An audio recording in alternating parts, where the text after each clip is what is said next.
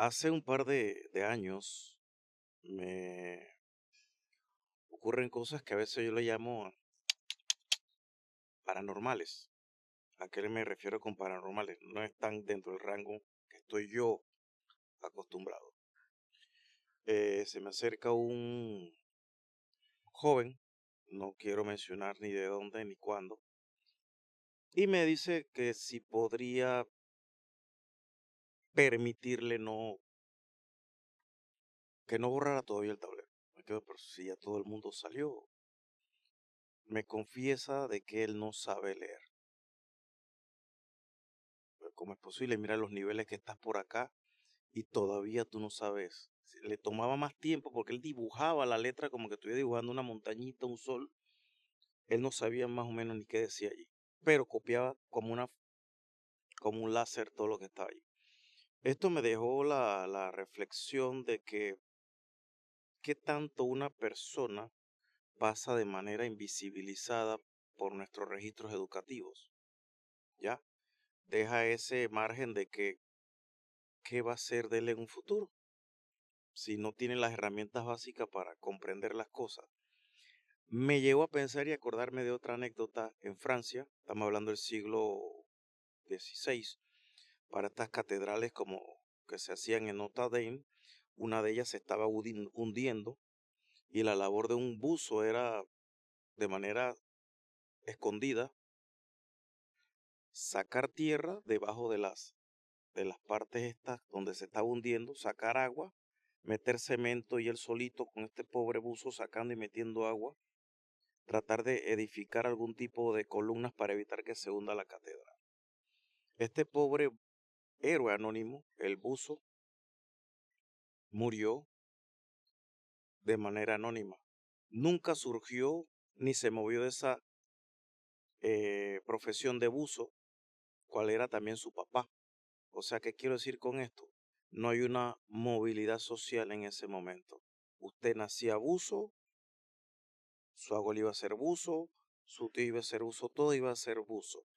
Era zapatero, iba a seguir siendo zapatero, su abuelo zapatero y su abuelo zapatero. La movilidad social se logra por medio de ¿qué? De la educación. Arranqué con un ejemplo refiriéndome a un joven que me gustaría tuviera movilidad social por medio de la educación, pero no se daba.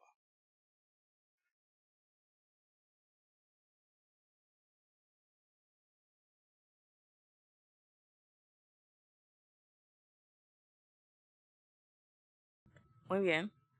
Ahí tenemos que remontarnos a lo que antiguamente se conocía Entonces, como ¿cuál es Prusia, el origen la del actual sistema Alemania. educativo que ¿Qué utiliza ocurre en este Panamá país? actualmente y qué modelo lo Llegó inspiró? la época Porque del necesitamos entender siglo primero eso. XVIII, en el que están en guerra con Napoleón.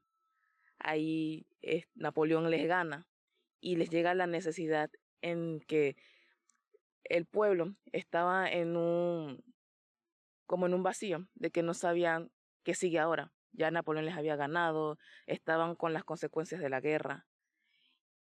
Entonces les llega ahí el que necesitamos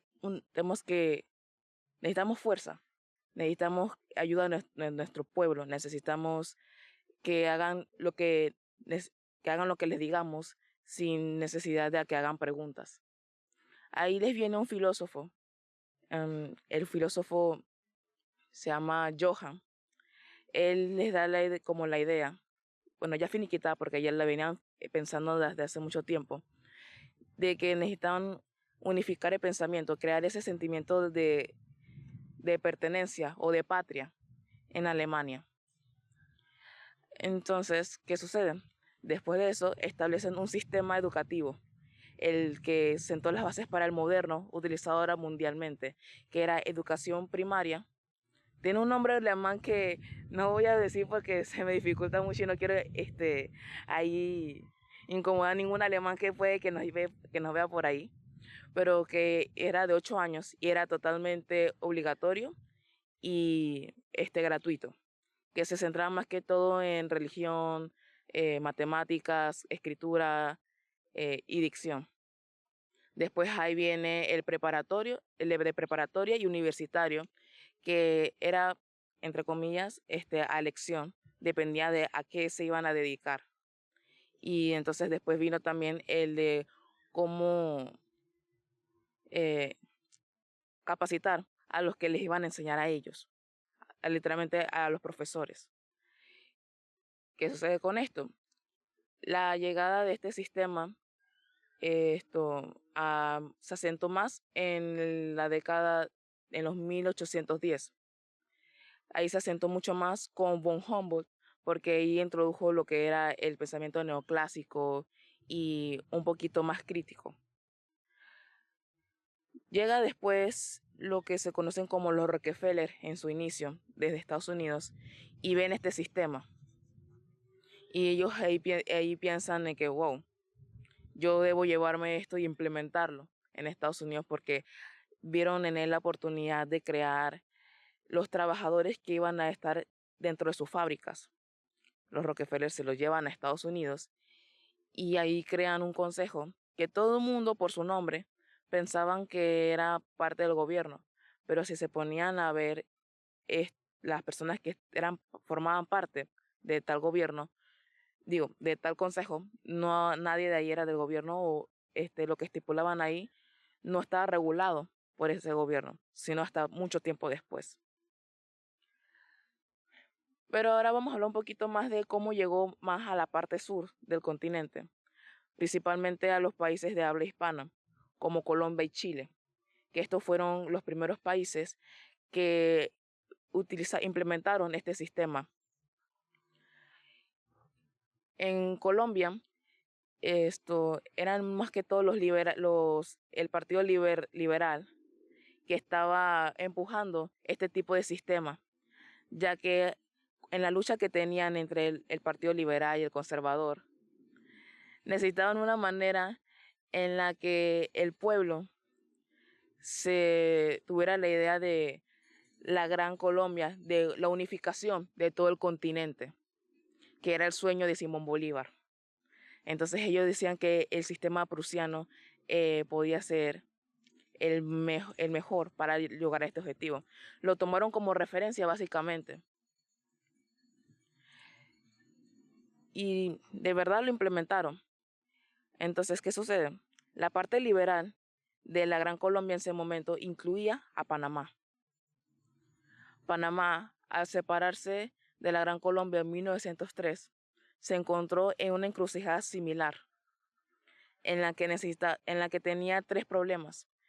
Gran parte de su población era analfabeta. No tenían ya un guardia o un ejército que en caso de alguna polémica los protegiera. Y también en el que necesitaban una estructura, ya que estaban recién implementándose como nación. Ahí es donde tomaron, como se puede decir, como en la investigación que había hecho, se puede referenciar que tomaron como ejemplo el que habían implementado en Colombia, que justamente era en la que recién se habían separado, pero era la más óptima para en su momento ellos implementarla. Entonces, ¿qué se hizo aquí en Panamá? La primera institución de educación que se abrió fue la Escuela Normal de Institutoras, en el que se le enseñaba a las mujeres literalmente a cómo enseñarle al pueblo. Esa fue la primera institución. Después vino la Escuela Normal para Varones. Y la más famosa que todo el mundo tiene que conocer, en 1907 abrió el Instituto Nacional de Panamá, que en años posteriores fue protagonista en varias encrucijadas que hubo en Panamá. Así que como tal, ese es el origen que se tiene del sistema educativo. Tuvo varias referencias, también cambios alrededor de su tiempo, pero así es como se ha ido implementando y evolucionando con el tiempo. Esa es como la pequeña historia que les tengo de cómo vino el origen. Ahí me gustaría que, Valentina, el dicho que dijo este filósofo, Johann. Sí, justamente quería añadir ese pequeño aporte cuando estabas mencionando cómo el modelo en Prusia empezó a implementarse, uno de sus mayores impulsadores fue el filósofo alemán Johann Gottlieb Fichte, y me disculpan la mala pronunciación. Él decía lo siguiente, lo dijo en La naturaleza general de la nueva educación, abiertamente, expresando cuáles eran los motivos y los propósitos de dicho modelo en Prusia. La educación debería tener como objetivo destruir el libre albedrío, para que una vez los alumnos hayan sido escolarizados de esta manera, sean incapaces durante el resto de sus vidas de pensar o de actuar de otra forma que no sea la que sus maestros hubieran deseado. Aquí se ve cómo realmente lo que quería Prusia en ese momento era crear soldados obedientes, leales al Estado, poniendo por encima del interés de cada individuo y por encima de sus pasiones o talentos o intereses académicos el bienestar del Estado, y que fuesen leales y que hicieran lo que el Estado quisiera que ellos hicieran. Básicamente adoctrinarlos desde niños, para que de esta forma, todos teniendo una mente similar, un cerebro similar, pudiesen ser mucho más fáciles de ser manejados en masa pues. Y sí, puede que ese mismo sistema haya evolucionado, tuvo sus varios cambios en el camino, pero si nos ponemos a pensar, parte de eso sigue vigente hoy en día. Porque voy a poner el ejemplo de una de las instituciones que hasta aquí en Panamá hubo en su momento, la Escuela Normal de Veraguas. Si ustedes se ponen a ver la estructura, cómo fue creado, esa estructura parece literalmente un palacio. Eso es literalmente el diseño, eso es lo que evoca. ¿Y qué más evoca? Autoridad. Autoridad y también como jerarquía. Eso a mí es lo que me denota, y que también una de las cuestiones que hubo aquí en Panamá es que varias de las escuelas que hay en el interior, muchas son como militares, en el que los alumnos, mayoritariamente varones, tienen que utilizar uniformes, tienen un horario muy estricto en el que tienen entrenamiento por la mañana, después tienen clases por la tarde y después tienen como una rutina por las noches y todos los días repetición. Es lo mismo. Entonces ahí también me viene la pregunta en cuestión de que yo entiendo de que Panamá en su inicio tuvo una necesidad de seguridad, pero ¿dónde viene la parte evolutiva? ¿Dónde viene como que con el adaptarse, la parte de adaptarse de acuerdo a las circunstancias? Porque puede que lo sigamos editando hoy en día, pero las circunstancias han cambiado y ya tenemos una guardia establecida. Entonces, ¿qué es eso que estamos tratando de inculcar a los jóvenes ahora? Y eso puede sonar un poquito que me estoy como desvinculando porque yo también soy joven. Pero me pongo entonces mejor, lo digo, ¿qué es lo que nos están tratando de decir ahora?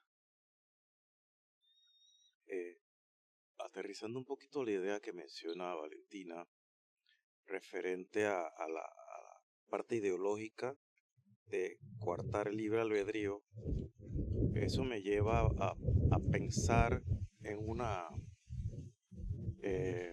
idea que dejó Hannah Arendt cuando ella fue a los juicios de Nuremberg, o sea, cuando termina en 1945 la Primera Guerra Mundial. Todos estos señores fueron Göring, Adolf Hitler, Hermann, todos estos señores, Hermann Göring, perdón, que era el segundo del Führer, fueron llevados a un juicio. Y Hannah Arendt, dentro de todo, va con la parte de preconcebida de que iba a haber un pocotón de gente fea, unos monstruos que habían participado en los campos de concentración. Y dice ella, lo que vi fue hombres comunes y corrientes que no tenían cara de ser en ningún momento asesinos, que delegaban órdenes para que en los campos de concentraciones, que ustedes ya conocen los resultados. Pero lo que voy con el tema de Fichte es de que la ideología lo que busca es moldear en un momento histórico una sociedad que necesita ese tipo de,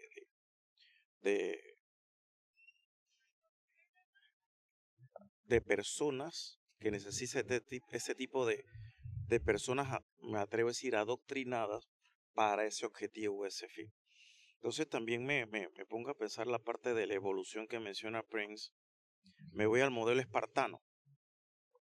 ¿Qué hizo grande Esparta? A Esparta le hizo grande su ejército. Ahí tenemos la parte de la guerra de las Termópilas, donde nos cuentan que 300 personas hicieron un franco muro de contención para que no pasaran el ejército persa. Pero ¿cuál era la educación espartana? Crear los más letales guerreros que se pudiera. ¿Qué necesitaba Esparta? Eso. Pero ahora hago el contraste con el modelo ahora de Grecia. ¿Qué necesitaba Grecia? ¿Defenderse? ¿Dónde están la mayoría de los más intelectuales en este territorio?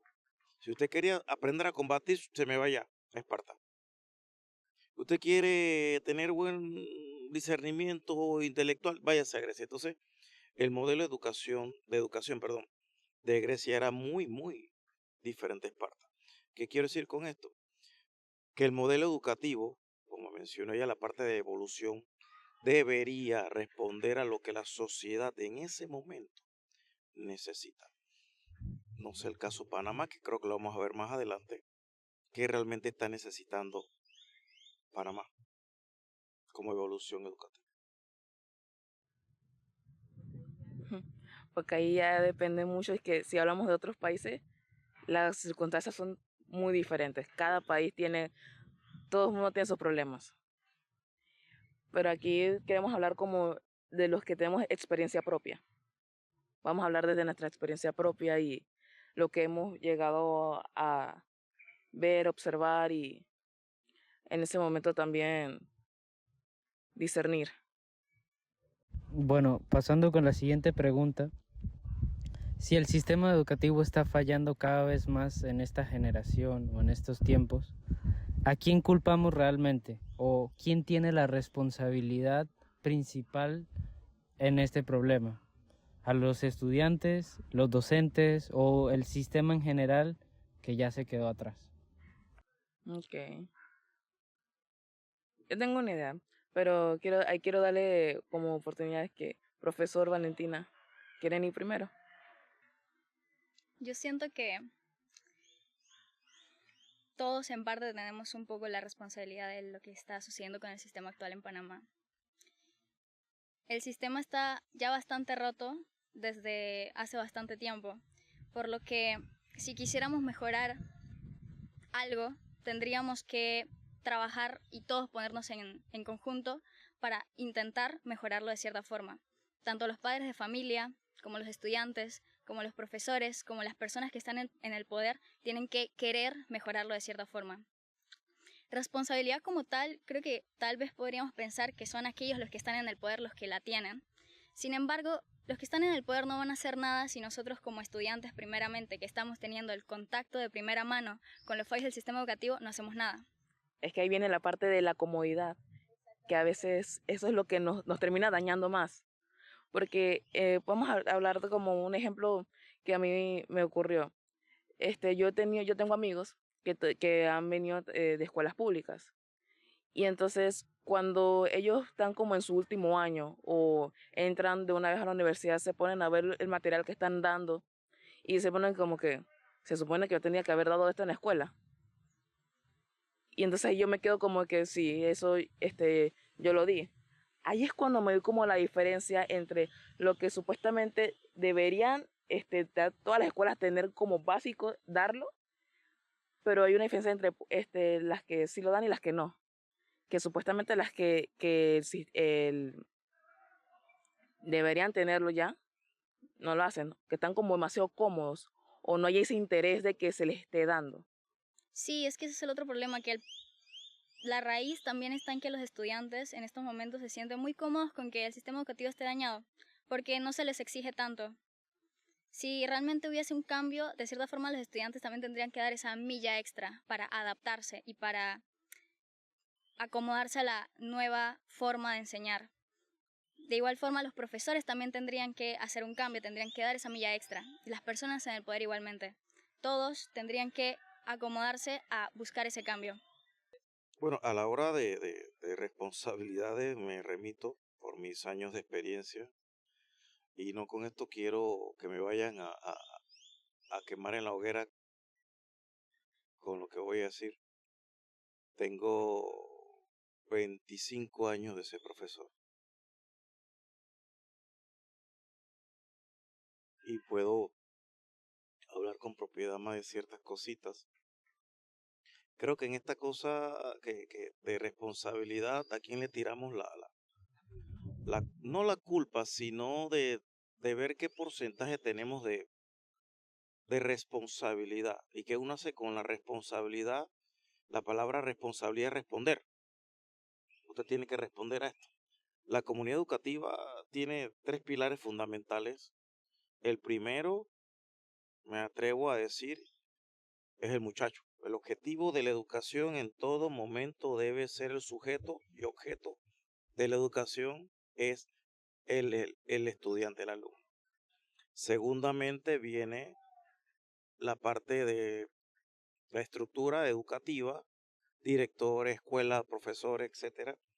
Y la última, no menos importante, está la parte del padre de familia o el hogar. Si estos 3 ejes no funcionan, ahí lamentablemente es como una pata de tres, una mesa de 3 patas, perdón, donde falla una, por ahí se va. Ahí mencionaron varias cosas que son sumamente valiosas. El muchacho, mencionaron la zona de confort. Vuelvo y repito, no quiero pecar con lo que voy a decir de señalamientos, sino de que es una realidad palpable. Quizás la parte pública versus la privada, me atrevo a decir que el padre de familia, que es otro de los ejes de la patita de esta mesa, cuida un poquito más. Y va a sonar un poco fuerte porque está no gastando, invirtiendo en que ese muchacho cuando vaya a la universidad lleve acá adentro todas las herramientas para que él se sepa defender de manera eficaz allá. Y el padre de familia está, como dice, ahí cerquita, como el helicóptero, patrullando que todo se dé bien, tanto la escuela que te dieron, qué tema vas, a ver a la tarea. Hay una supervisión de manera real. En la pública no es que no lo haya. Creo que el padre a veces está un poquito más enfocado en cómo vas. Estará este índice un poquito bien para la beca, si no, no las quitan. Y creo que está más patrullando en la parte de a cómo salimos que a cómo existe acá adentro, ¿verdad? No son todos, ojo. Si su hijo está aprendiendo en una escuela pública, qué bueno, manténgase así. Y está la otra parte también, no menos importante, de la parte docente, directores, escuela. En Panamá carecemos de algo que a veces no estamos concretizando, enfatizando en el espacio educativo. Y queremos que haya tableros, que haya sillas, que haya bancas, que haya horarios. O sea, todo lo que es la infraestructura que hace falta, que es necesario. Pero la parte educativa son muchas otras cosas más. El docente un poquito, o el que me está viendo, docente comprometido, estoy con usted. Le aplaudo, le aplaudo. Usted es un héroe anónimo sin capa, ¿ya? Que está creando en alguna manera nuevos ciudadanos por ese esfuerzo. Pero también con usted, sí, usted que me está viendo, docente que se aprendieron bien, sino también. Yo entiendo a veces su frustración, pero recordemos esto, y creo que es hasta bíblico, creo que lo dice el apóstol San Pablo. Ojo, este no es un podcast evangélico ni bíblico.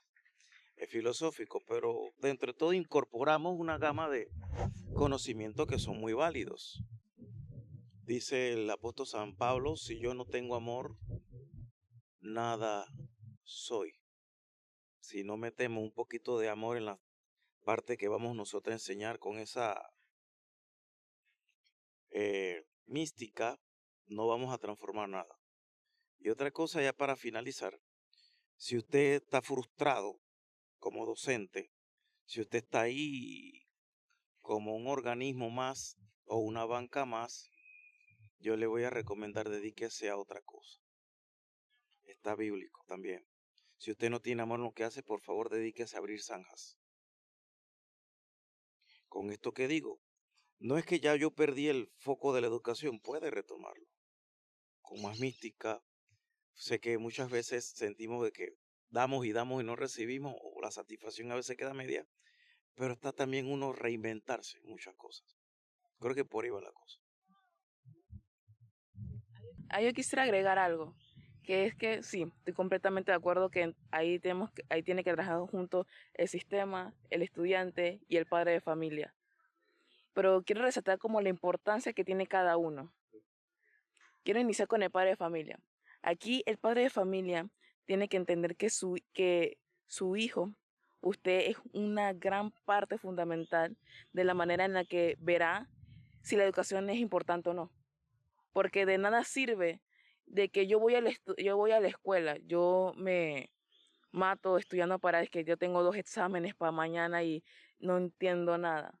Pero mientras él está estudiando, usted no le da como ese ánimo, no ve como lo que él está intentando hacer, o simplemente le dices que saca lo suficiente para que sigas manteniendo la beca que la necesitamos, que ojo, no digo que esté mal, la beca es obviamente un apoyo, pero al fin y al cabo no tiene que ser como el final, o sea, la educación es más que eso, es más que para una beca.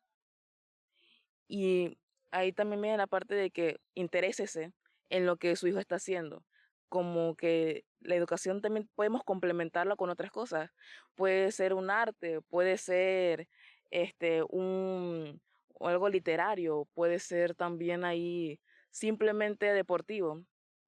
Esos son como temas aparte que pueden complementar que al estudiante le vaya mejor, porque entonces tiene algo también para relajarse, no siempre estar que tengo que hacer en matemáticas, tengo que aprenderme el trinomio o tengo que saberme todas las fórmulas para física. Ahí le viene bueno, tengo también práctica de la banda. Tengo los desfiles, la música que tenemos para este año, Dios mío, es increíble, no sabes que yo no puedo esperar para que llegue el 3 de noviembre para desfilar y ver a la gente mientras toco. Esa emoción, o sea, apoyarlos en eso, porque entonces le das ánimo para seguir y que ve que él no solamente es solamente un camino, sino que él mismo puede crearlo.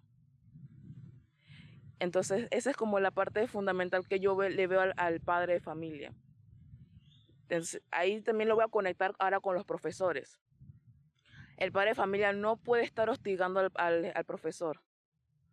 Porque algo que está pasando recientemente es que ahora todos los papás de familia a veces se quejan como mucho por varios inconvenientes. Voy a decirle que le pueden ocurrir a su hijo y que no, de que mi hijo le está yendo mal porque el profesor le puso tal nota.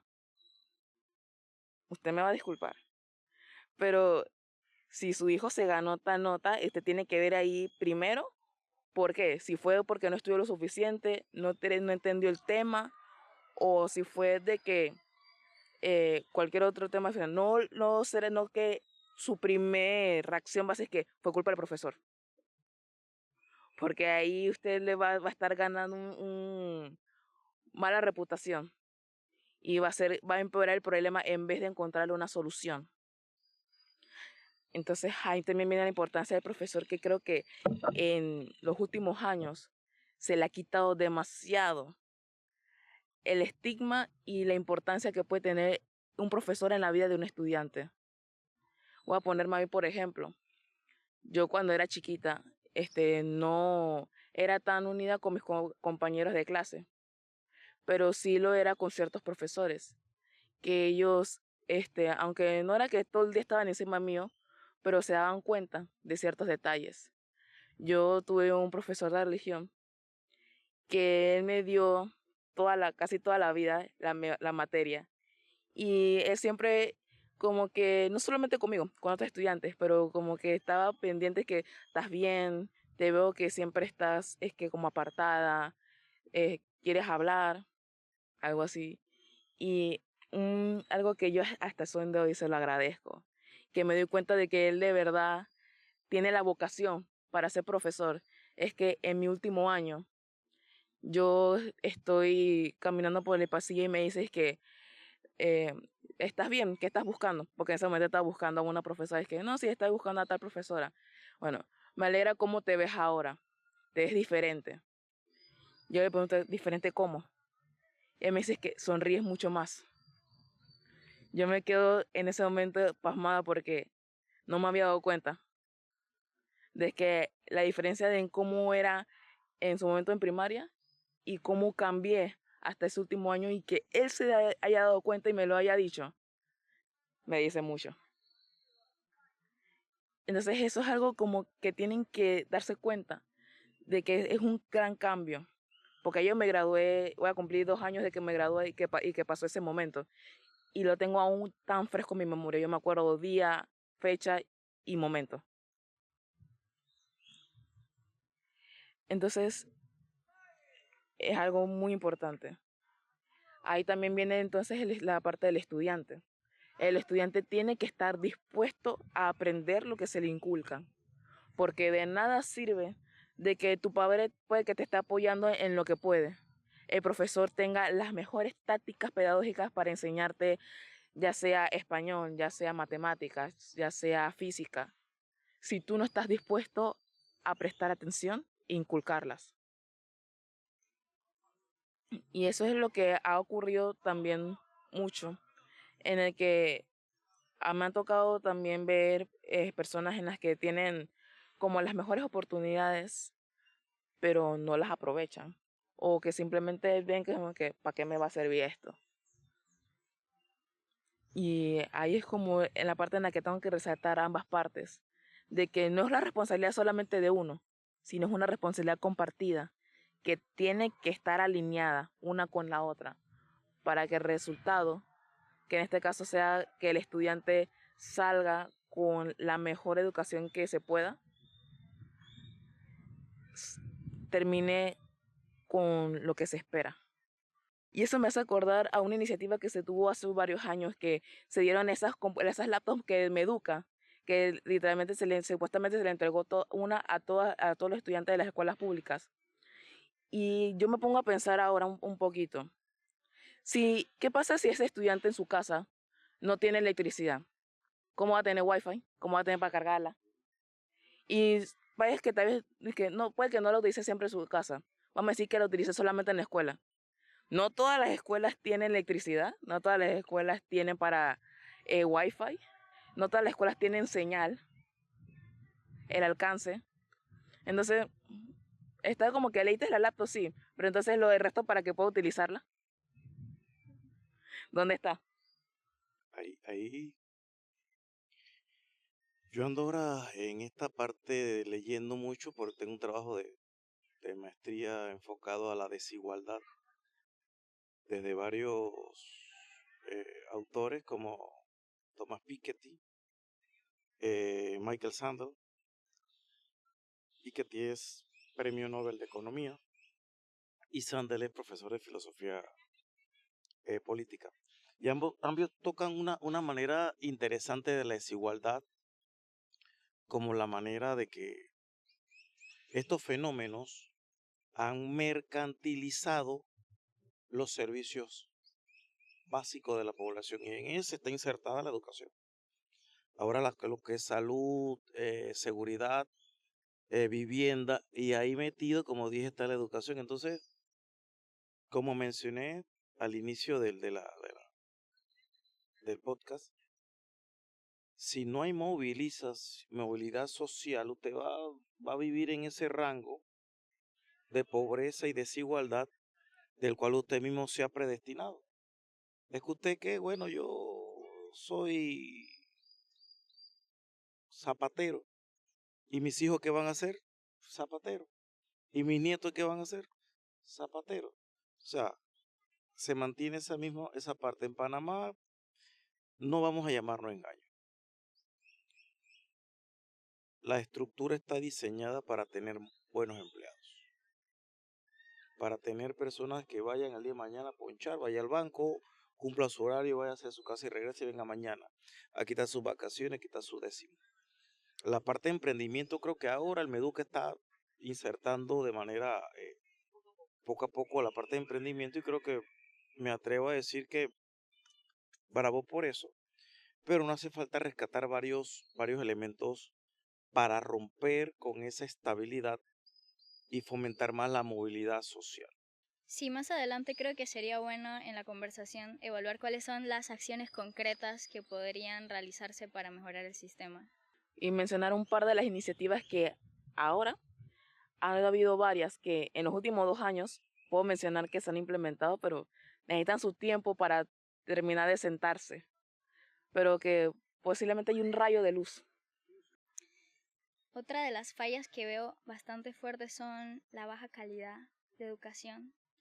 Por ejemplo, hace poco, en el 2022, hubo una prueba internacional llamada PISA, y en esta prueba, que evalúa áreas como la matemática, la lectura y también la ciencia, Panamá sacó un puntaje bastante bajo en todas ellas, principalmente matemáticas.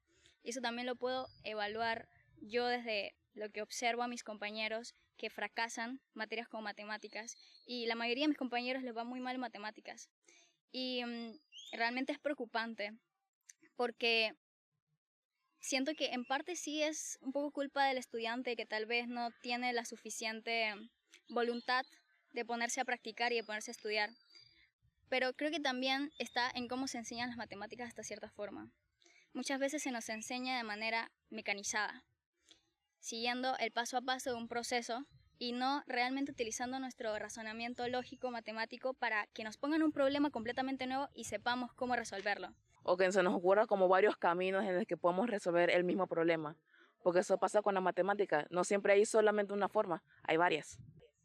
Sí, pero muchas veces en las escuelas se nos enseña específicamente un proceso, un paso a paso de dicho proceso, y que de cierta forma nos memoricemos el proceso para mecanizarlo y luego como robots lo vayamos repitiendo en los exámenes. Entonces, si nos plantan un problema nuevo, no sabemos cómo hacerlo, y eso va a bajar la calidad del razonamiento lógico del país.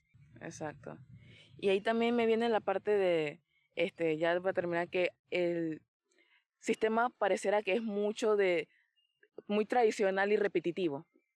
Porque si nos ponemos a ver, siempre tenemos en las escuelas públicas siempre se establece como el mismo material que se va a utilizar. Es mucho de el libro. Vamos a utilizar el libro, que a veces puede que algunos profesores no lo usen, otros solamente se atienen a él, pero es como que se siguen la misma métrica. Pero bueno, ahí sí me atrevo a levantar el dedito de protesta porque desde mi visión soy profesor de ciencias sociales, me enfatizo en la parte de filosofía y lógica, pero también tengo que ver con la parte de historia. En la historia tenemos que ser repetitivos. No podemos, ven acá, Cristóbal Colón cuando llegó a América, vamos a enseñarle a ustedes que Cristóbal Colón llegó en 1492, el 12 de octubre, ok. ¿Se lo memorizaron? Ok, listo. El otro año yo no puedo decir, bueno, hoy es mi cumpleaños y yo quiero que el día del descubrimiento de América sea el 25 de diciembre del 2025. O sea, no podemos. Hay que mantener ese mismo patrón histórico repetitivo, pero me atrevería a insertarle algo. La manera en la que se enseña. Número 1, la manera en que se enseña. Y 2, el muchacho te va a decir, ven acá, disculpe señor, ¿usted para qué me enseña esto el descubrimiento de América? Eso en que a mí me produce? Ah, no, pero es para cultura general, magnífico. Para en alguna fiesta saber cuándo. Sí, oye, no, es que déjame enseñarte, pues, que Cristóbal Colón llegó, tú no sabías la fecha, ¿verdad? Ah, no, a lo que voy es de qué manera ese descubrimiento de América influyó prácata enormemente en lo que nosotros vemos en Latinoamérica. No es pura fecha, es eso que, por eso hablamos de competencias. Ven acá, vamos a hacer una comparación rápida. ¿Por qué allá arriba en el norte la cultura de ellos es muy competitiva, empresarial? Usted no ve de qué manera un muchacho allá, inclusive a los 18 años, ustedes lo están echando de su casa, vaya, caminando. Ya usted está más grandote, se va. Es la cultura de ellos. Acá en Latinoamérica usted vive y muere en la casa de su papá y que hay que ayudar a Felipito y Felipito está sin trabajo. O sea, ¿por qué? Porque hasta la manera como llegó allá arriba los colonizadores norteamericanos versus cómo llegaron los españoles, y estamos hablando del mismo tema de Cristóbal Colón, fueron totalmente distintos. Allá tuvieron que incendiarlos, tirar un fosforito a las naves. No podían regresar más nunca. Versus acá, espérate. Oye, qué oro más bonito. Yo te puedo cambiar ese espejito por ese collar de oro, dámelo acá. Mira que esto le va a quedar muy bonito al rey allá. Si agarramos y aprovechamos esto del descubrimiento de América como una ventana para explicar por qué Latinoamérica es tercermundista versus cómo esta gente son potencia, entonces qué, aguanta. Y todo el oro de aquí, es que se lo lleva, sí. Y ese tipo de enseñanza comparativa, no solamente inyectar la parte de la fecha, sino hacerle una realidad actual en el 2026. El muchacho va a quedar, "Ey, espérate. ¿Y por qué este señor ahora dice que somos el patriota cero? Wow. ¿Y por qué este señor dice que, y por qué Latinoamérica? Mire, y voy a aprovechar esto para decirlo.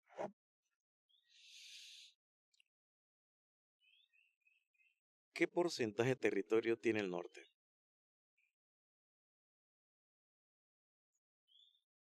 ¿Qué porcentaje tiene Latinoamérica? ¿Quién está más pobre? ¿Quién está más rico? ¿De dónde sacan el cobre para sus armas, sus guerras y sus balas? ¿Quién manda acá, abajo? ¿Quién le da recursos a ellos?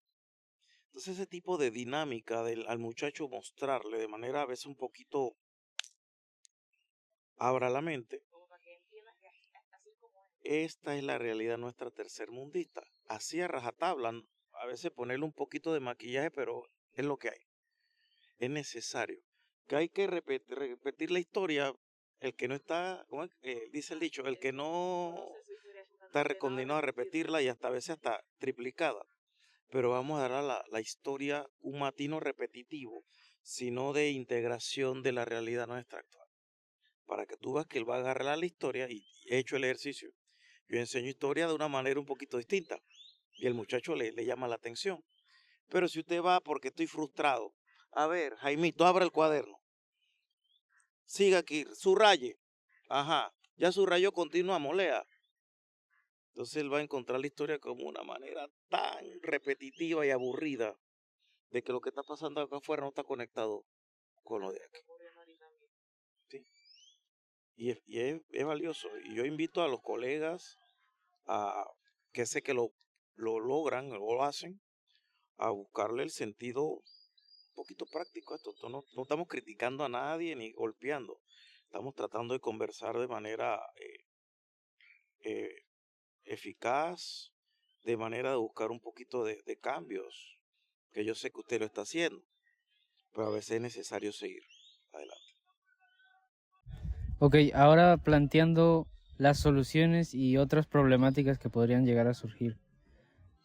Surge la pregunta, ¿qué cambios concretos podrían modernizar la educación en Panamá o en Latinoamérica y hacerla mucho más efectiva, especialmente para los estudiantes en una generación, en una época en la que la inteligencia artificial puede sustituir las tareas, el pensamiento lógico? Aquí obviamente nos centramos en un meollo un poco complicado, pero la idea es buscar una solución. Yo creo que aquí viene siendo muy fácil. No es que tienen que pensar de que vamos a buscar algo nuevo, no.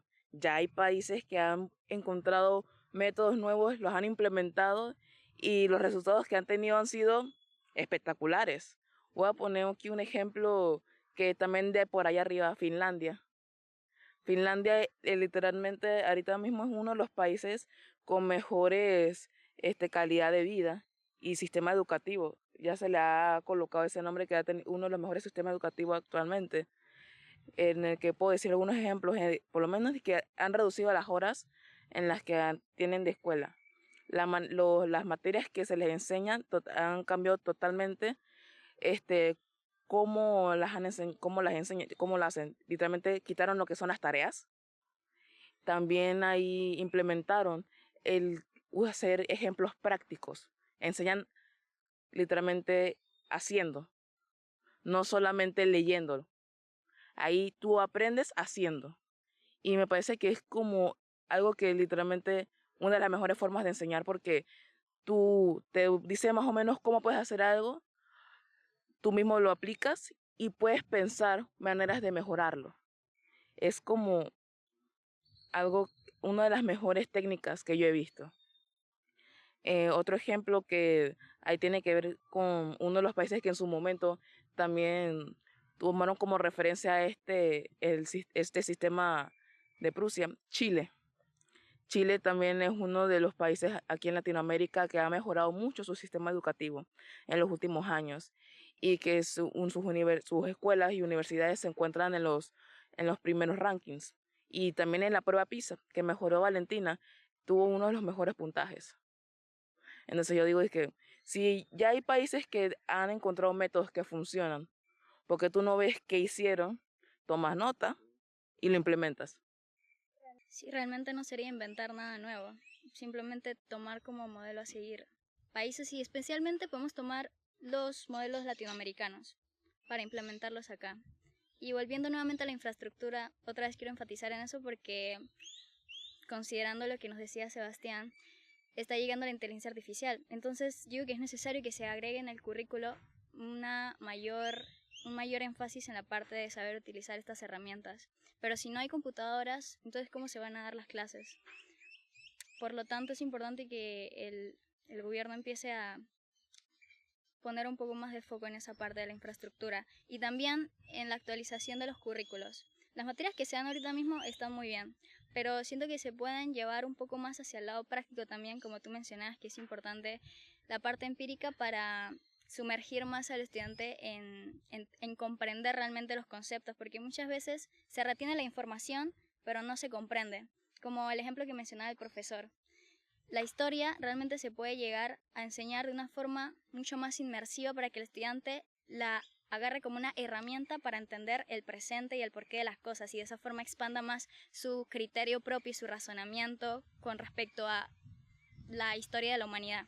Pero muchas veces con metodologías un poco arcaicas se enseña fechas exactas, nombres exactos y sí, hasta cierto punto eso es importante, pero no es como el fin principal. El fin principal es entender el contexto histórico y saber cómo eso ha influenciado a lo largo de la historia y nos ha llevado a lo que somos ahora. Entonces creo que el currículo se podría mejorar de cierta forma, añadir materias un poco más relevantes en la actualidad como la inteligencia artificial, también más educación financiera, de igual forma ciertas habilidades que son importantes para la vida actual y también para el desarrollo laboral de la persona futuro, como lo son las habilidades blandas, habilidades socioemocionales, porque a veces la gente no sabe cómo reaccionar ante problemáticas o cómo expresarse simplemente. Sí, exactamente. Algo tan sencillo como hablar. Hay personas que se les dificulta de una manera que no tienen ni idea el expresarse sus pensamientos o comunicar a personas externas una temática. Y es algo que ahorita mismo, en los últimos años, se ha vuelto aún más necesario. Sí, y mucho más considerando que ahorita mismo los jóvenes estamos presentando una crisis de atención. Debido a las redes sociales y a los constantes estímulos, es más difícil que los profesores logren agarrar la atención de los estudiantes. Por lo tanto, se debería empezar a capacitar un poco más a los profesores, dirigiéndonos a esa área de cómo agarrar la atención de los estudiantes y cómo implementar metodologías más didácticas para que ellos realmente logren encontrarle cierto placer al aprendizaje y que no vayan al salón a quedarse dormidos, porque al menos en mi último año de secundaria yo vi que la mayoría de mis compañeros se quedaban dormidos mientras el profesor estaba explicando. Una completa falta de respeto, además, que siento que también se tiene que empezar a inculcar mucho más los valores en los jóvenes hacia los maestros y hacia sus mayores.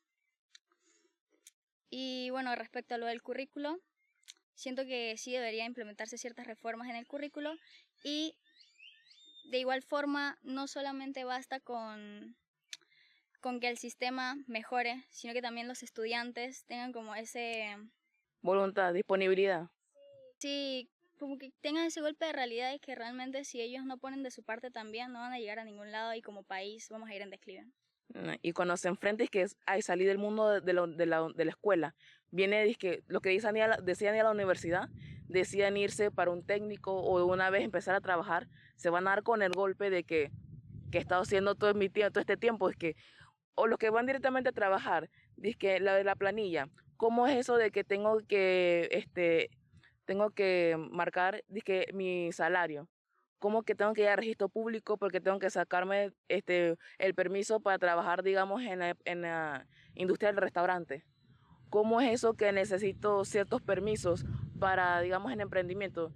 ¿Cómo así que necesito un permiso para manejar un emprendimiento de mi casa? No saben nada de eso. Sería increíble una materia de esas que dé como esa introducción a la vida adulta para que los estudiantes vayan con un poquito de nociones también. Exacto. Y entonces también me viene la parte de actualizar el currículum. ¿Por qué? Porque las personas que dicen irse como un técnico o irse directamente a la universidad, a veces se dan cuenta de ese golpe en el primer semestre o cuatrimestre, dependiendo de qué universidad vayas, de que la diferencia curricular que se tuvo. Porque tú ves a los que prestaron atención o vinieron de escuelas privadas de que van normal el primer semestre porque son cosas a las que les prepararon y que vieron en sus últimos años. Digamos, en las materias como es que medicina o ingeniería, tú estas materias, si fuiste bachiller en ciencia, tú diste biología, tú diste química, tú diste cálculo, tú diste física. Con esas 4 tú estás bien si tú vas a ingeniería, si tú vas a medicina, si tú vas a arquitectura, si tú vas a derecho, hasta derecho. Si tú prestaste atención a historia y ciencias sociales, ya tú estás listo. Pero entonces ahí te vienes con tus compañeros que tú conociste, ese amiguito, y ellos ¿cómo se dice? Te confiesan, dice que yo jamás he visto lo que estamos dando ahorita mismo. Dice que eso, ¿cómo es eso? Yo me acuerdo es que en cálculo 1, cuando yo estoy viendo que yo di eso en último año, agradezco a la profesora que me dio eso, porque ya yo lo vi, ya me dio como las técnicas y entonces ahorita es solamente que le subieron a la dificultad los problemas, pero la base la tengo. Pero entonces veo a mis otros amigos que dicen que esta es la primera vez que yo veo esto, o que no sé cómo puedo aplicarle otras estrategias porque yo solamente conozco este camino. Entonces, es algo que veo ahí. Bien, yo sí quiero, también aparte escuchándolo a ustedes de soluciones, mencionó nuestra producción, la parte de inteligencia artificial, pero me quiero quedar con 3 elementos base. Número 1, hacer como romper con el problema de actualizar lo que son el currículum. Habrá materias que me van a perdonar algunos colegas, ¿no? Ya el muchacho, no sé si existirá la materia de taquigrafía. Mecanografía. Ya eso realmente hay que reconocer que ya con la tecnología hasta usted le dicta el aparatito y él le va a estar escribiendo y transcribiendo muchas cosas. Creo que ya la parte del currículo hay que darle una reestructuración más robusta, más actualizada, ¿verdad? Al estudiante mencionaron sobre el respeto.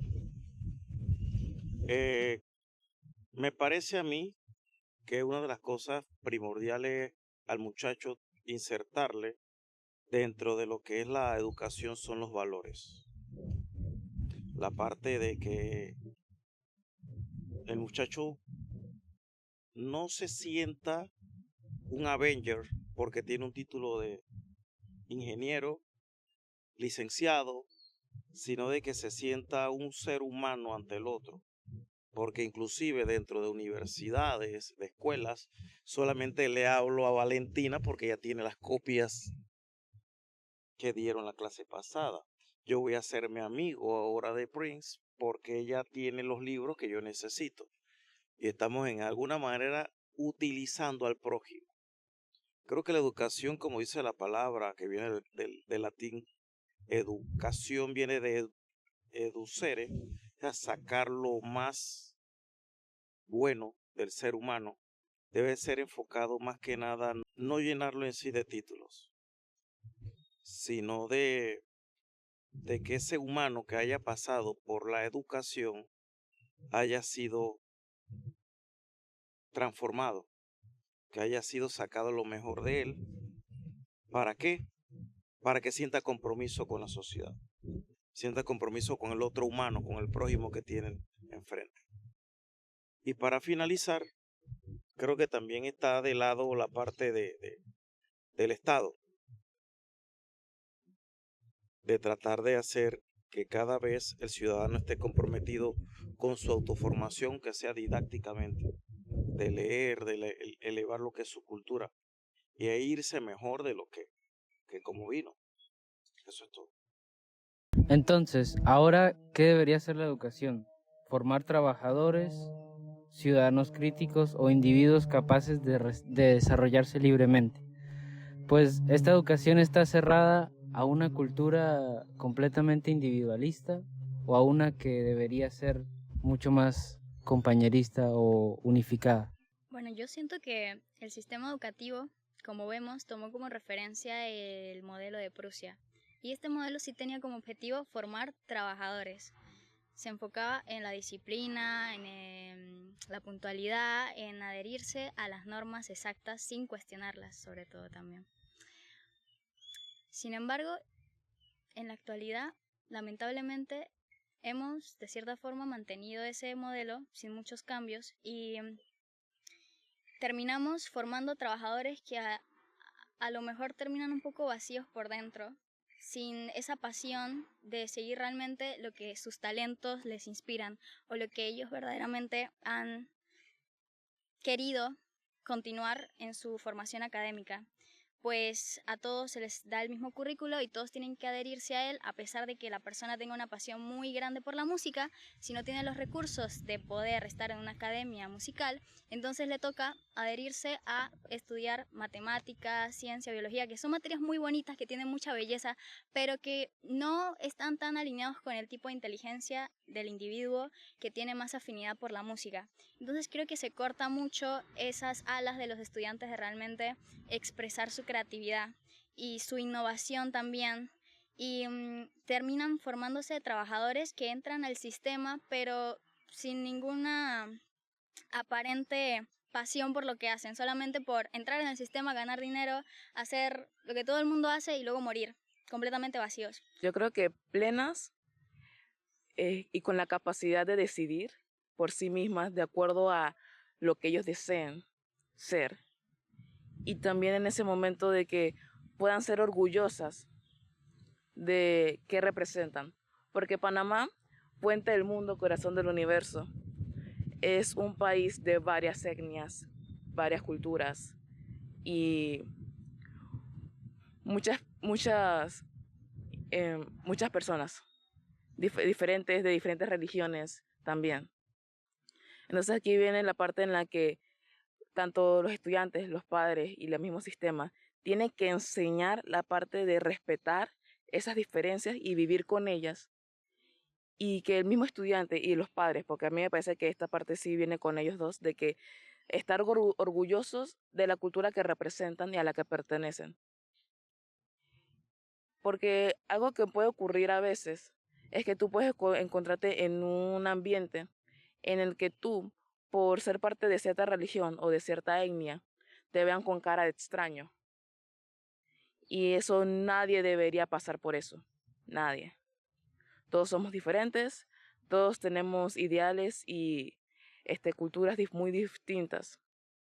Y deberíamos ser capaces de poder estar ante el mundo, ante la sociedad o con otros compañeros, de poder representar eso y al mismo tiempo compartirlas, y que si alguien no está de acuerdo, está bien, no estás de acuerdo, pero respetas que yo soy así y no vas a hacer nada, no vas a lastimarme por eso.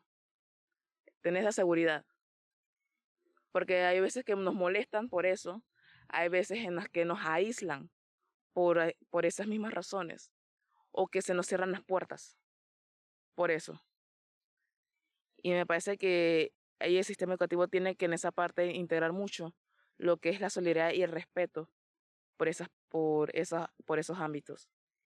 Y otra cosa que también me gustaría decir es que el sistema educativo debería ahí apoyar el que cada uno cree su propio camino. Porque me parece que muchos pueden tener, que yo nada más tengo una vocación para este tema. Digamos que yo solamente tengo la vocación para ser abogado. Y está increíble.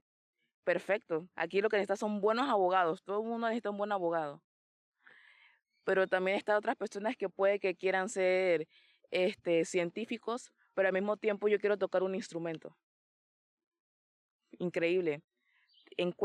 Que se les dé como la oportunidad de que están estudiando la carrera de medicina, pero aparte pueden que den clases una vez a la semana, 1 hora es suficiente de ese instrumento que tanto les apasiona y complementa su educación, porque el tener tanto la música como la medicina juntas le da como una perspectiva totalmente diferente a alguien que solamente está estudiando medicina. Entonces, el que se les dé esa opción de poder crear su propio camino es algo que también debería ser, algo que también debería demostrar la educación, más que todo. Que no solamente hay uno. Y cómo vivir en la sociedad que tenemos actualmente. Cómo funciona el sistema bancario. Cómo funciona el sistema judicial. Cómo funciona el sistema legislativo. Lo de las votaciones.